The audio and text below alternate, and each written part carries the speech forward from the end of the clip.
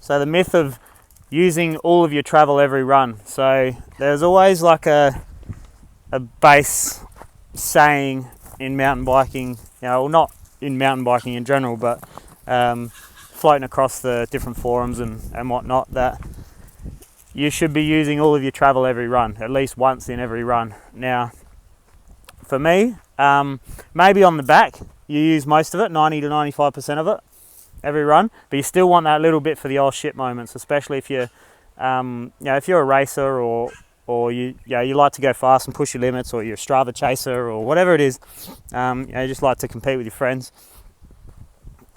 You always need a little bit in the bag for when you go a little too hard or get a little too confident and you want your bike to really hold you up and save your bacon. The front end, definitely. If you're going through all your travel at the front end, your bike's most likely doing this the whole way down the trail. So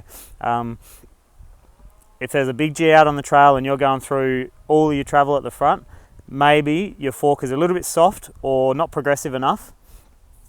Maybe your rebound's a little bit slow and it's packing, and then it's the following hits that are swallowing the rest of that travel. But for me personally, I never ever, if my suspension's going through its full travel, it's too soft.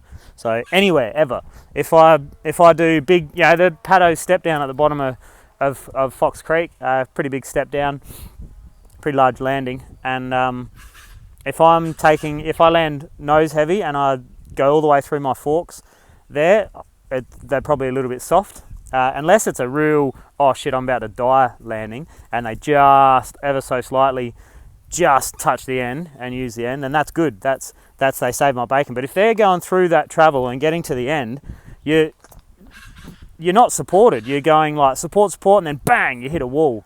That wall is what's going to throw you off the bars or mess you up. You want it to be more supportive throughout, and then tune the suspension to feel supple within that support, which comes from having a properly sized negative air chamber, whether you've got the Luft Cap or the newer Fox Evol spring or the Debonair spring for the RockShox, or the off the top setup on the DVOs. So you're maximising that negative air spring use. Supportive tokens, fine tuned your tokens to suit, but definitely if you want a bike that's efficient and feels good to ride, you want a stable, to me anyway, it's only my opinion, obviously everyone's different, but I want a stable ride. I want a bike that's stable yet supple and compliant. So when I set my bike up, I'm looking at the stiffest end of compliance, but still within compliance. You can set your bike up in that more supple end of compliance, which will be a little bit less efficient. So you've got, on the compliance scale, you've got efficiency, you got stiff at the real high end of compliance, it becomes stiff, and the real low end of compliance, it's really wallowy. So you need to find your tune on that balance scale. But using all of your travel, I really don't think so. If you watch the World Cup races, when they get to the bottom, their gnarly ring, or whatever you want to call it, is never right up the top of that fork. Obviously they're set up for absolute race pace, the most efficient setup they can get while still maintaining grip and control at the front. But it's really not much different for anybody. If you want your bike to be fast, controlled, and supportive and there to save you when things do go wrong, you don't want to be diving straight in through that travel at the front. That'll skip your weight forward more, and you just never know what kind of disasters you could run into there. So at the front, definitely 80 to 90% of the travel on big hits. Maybe bottom out on a huge oh shit moment, and you'll know if you have a big oh shit moment, you'll probably be pretty close to that bottom out. But to be doing it every run, definitely not. I don't like the idea of that at all. To me, if I've got that suspension set up to bottom out every run, or to reach the bottom out every run, which I'll touch on another thing in a minute as well. If I've got that set up to bottom out every run, it feels terrible. It feels sluggish. It feels like, I can't sit in a good riding position to slay corners. I'll be in and out of the travel all the time, so it's unpredictable. You don't know what it's going to do when you got a G out into a corner or something like that.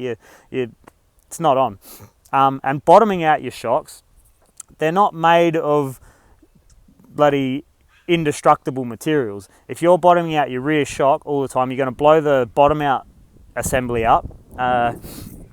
If you've got volume stroke reducing spacers, like a lot of these metric shocks now have got a little token in there that reduces the stroke.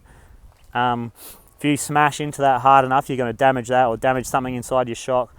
It's just not good. So like suspension shouldn't be bottoming out. You shouldn't, and especially you shouldn't be doing it every run. If you're bottoming out your suspension, if you ride 4 times a month and you're bottoming it out every run, and let's say you're doing 10 runs every time you go out, that's 40 runs. You're smashing that 40 times.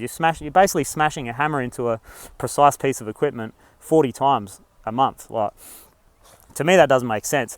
The bottom out tells you that, yep, you're just a little bit too stiff, in my opinion. A little bit too soft, in my opinion, or you don't have enough progression, or you don't have enough high-speed compression, or there's a few factors that it could be. But overall, it's a little bit soft. So tokens, larger negative air spring, more compression, all of these things can fix that up. A little bit more air, but don't be sucked into, oh, I'm not using all my suspension. Oh, it feels good, but I'm not using all my suspension, so I don't know what to do. Like, don't worry about using all your suspension. Set your bike up for feel. Forget about how much you're using. Set it up for feel. If it feels killer, it's killer.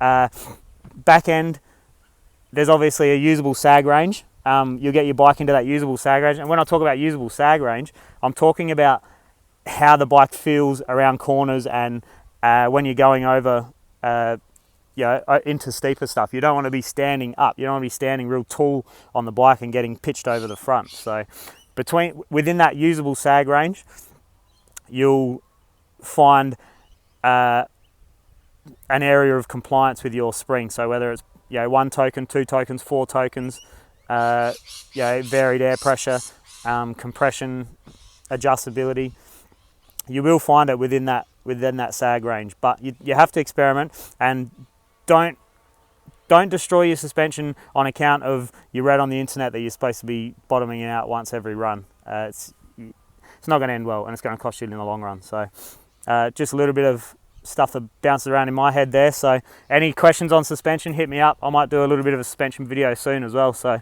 yeah, hit me up.